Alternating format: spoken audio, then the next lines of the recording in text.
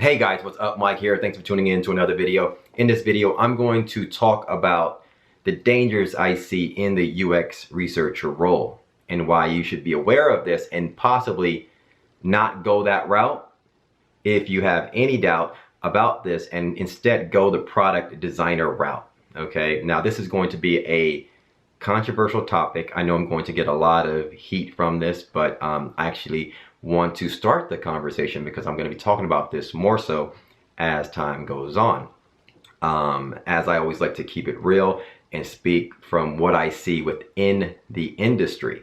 Okay, now let me explain. You have, as UX design have grown, the disciplines have sort of branched out. You have UX designers, which have UX UI designers like myself, which are now being called, where the term product designer is more, I guess, more of the right term for that person, someone that does visual UI design but understands UX design methods and principles, right, and adapt those in their process and works within a product environment, development environment, such as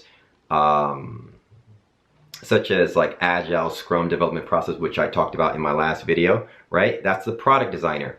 And then the UX researcher role have also branched out into its own discipline, right? And so now in companies you have UX designers or visual designers or product designers, and then you have UX researcher. Okay, the UX researcher is the one that does the real UX design research, right? Market research, surveys, they learn, they do all the studies and learn what the actual users need, right? And explain that to organizations, to the leaders of those companies, and have them build based on what the research shows, okay? In addition to that, usability studies and all that stuff is a part of it, right? And so UX researcher has grown into this this discipline over the years. Why I say grown? Because UX researcher has always existed. It's just that as we always hear the term UX design is still new. What does that mean? It's because leaders of companies had to be sold on the ROI of UX design. Like, they're like, what is this? Instead of just somebody designing these screens or whatever, right? What's the difference between this and that? And so they had to be sold on this, and leaders today still are kind of unsure of the ROI, the return on investment, into continuously to grow the UX researcher role within their organization. Okay, now, but over the years, it's become trendy, and over the last 10 years or so, it's grown now into this discipline, and you see UX researcher role out on the market. Okay, but the reality speaks a different tune. All right, what do I mean by that? And I'll just briefly touch on these, and I'll probably put more videos out into explaining each of these in more detail. But number one, there's not a lot of work to be done on a daily basis from company to company in terms of the UX research, okay? And this is just, this is basic logic that, and you go to any company today, okay?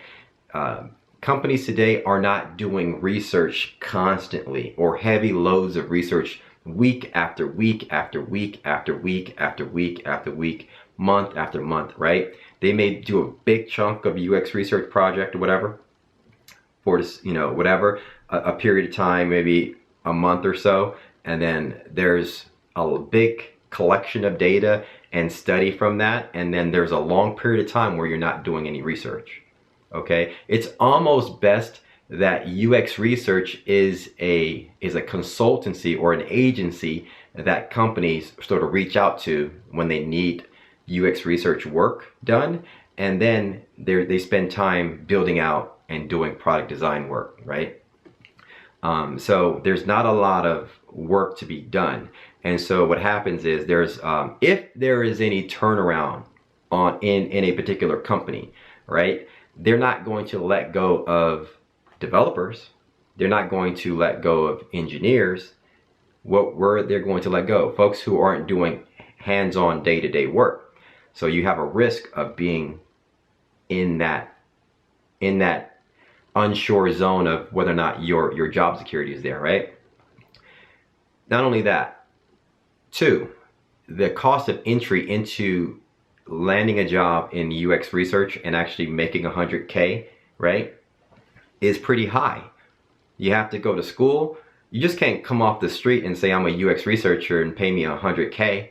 You have to show some sort of some sort of certificate of the discipline, right? And so a lot of UX researchers go to, they have a degree, then they go and get their master's in HCI, human computer interaction, okay?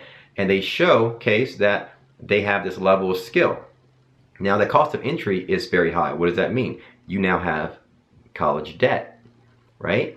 And now you have college debt and you're making 100K. And if you live in any metropolitan area making 100K, that's still, you're still struggling. You have rent to pay, car note, school loans, and you're in a position that the stakeholders at the top are still unsure of the value, right, long term. Okay, so you have to continuously sell yourself to your leaders of the companies, all right?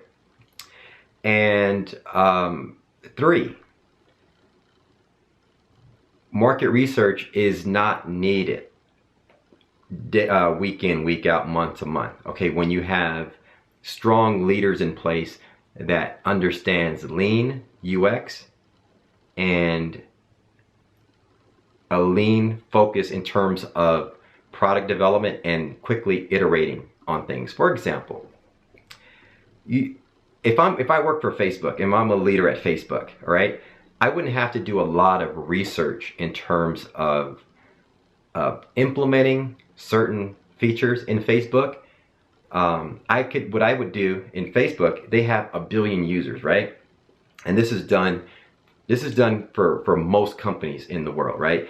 If you have a large user base, you can iterate really quick, meaning you can come up with an idea, get it designed, get it coded with top talent, and test it with a small portion. You can test it with 1 million people, okay, in Facebook.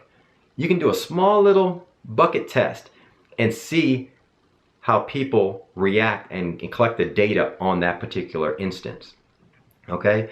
And in my opinion, that's not that's not UX research. That is just basic UX design, right? It's shipping quickly.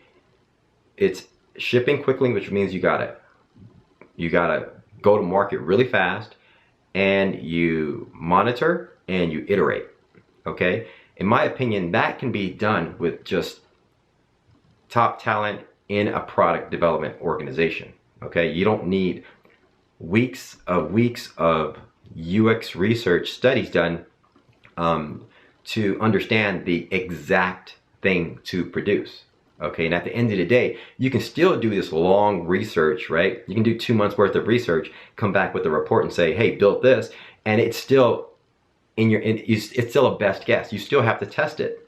So why not go quickly to market within a matter of a couple weeks, get something out there, test it, and then if it's doing well and people are responding to it, expand it, right? Grow from that 1 million to 5 million, grow from that 5 million to 20 million, grow from that 20 million, to 100 million. And then as the feedback is coming in, because there's information, there's tools out there that you can launch a particular widget app and gather feedback pretty quickly to your product team, right? So if you have a smart product owner, they are actually in tune with this user feedback and gathering that up. And so now you have the UX researcher role, and then you have the product owner role, right? So which one owns the product? Which one is gathering that feedback, right? So if you have top product owners, top talent, and folks who understand this,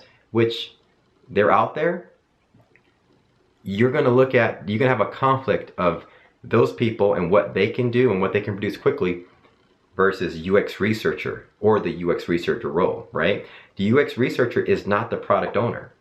And so when you have the UX researcher wanting to own the customer feedback own the responsibility on what to produce, you have that conflict between the product owner and the UX researcher. So in my opinion, if you have been persuaded into go the UX researcher route, and you see, if you're thinking about, and if you come across anything that I've just spoken on to being somewhat true into your day-to-day, I suggest go start thinking about going into product design. Okay, and that's what I preach. There's still chance for you, because with that knowledge, with that UX research knowledge that you've gained, and I speak to a lot of people who are struggling as a UX researcher, and I'm telling them to go back into the focus of becoming a product designer. And what does that mean? High proficiency in visual UI design. Okay, learn that, and with that experience, with your UX research knowledge, you already understand the UX design process, right? So you'll learn visual UI design, understand the UI design process, and in my opinion, that will make you a more valuable asset in the industry of UX design. Okay, will make you a product designer, and I think put you back into a place where you're not in danger in this uncertainty in this field that is maybe you know, unsure about, right? These leaders are unsure about. I think UX research still has a valid stake in tech or whatnot, but I don't think it's like it's going to continue to expand from every single company. I think you're going to see organizations, you're going to have UX research organizations that are now consultants, that companies leverage them to do all the UX research and stuff, and then in-house you'll have like product designers and whatnot, and you know, and I think that's what I see going forward. You know, I could be wrong about this. Let me know your thoughts in this, but that's what I see right now, and you know, my eyes are open, and so this is what I see. So I always direct people, if you're thinking about getting in this industry, I would say go the product designer route, go the UI UX design route, high visual UI design, understand product or UX design, and understand how the product development cycle works. And that's where you want to see yourself, all right? And I've talked about the full stack designer in the past as well, but that's where I see the value in the future in this industry. Hit me up in the comments below. Let me know your thoughts. I'll talk about this more as I get feedback and I start to conversate with people in regards to this topic. And I'll be putting out more videos into this. So hit me in the comments below. Let me know your thoughts. Thanks for commenting, liking, and subscribing on my channel. And as always, visit my site, mlwebco.com, if you want to hit me up. Use the contact link on my site. Ask me any questions, and I'll be happy to answer those for you at any time. Until next video, guys, we'll talk soon. Peace.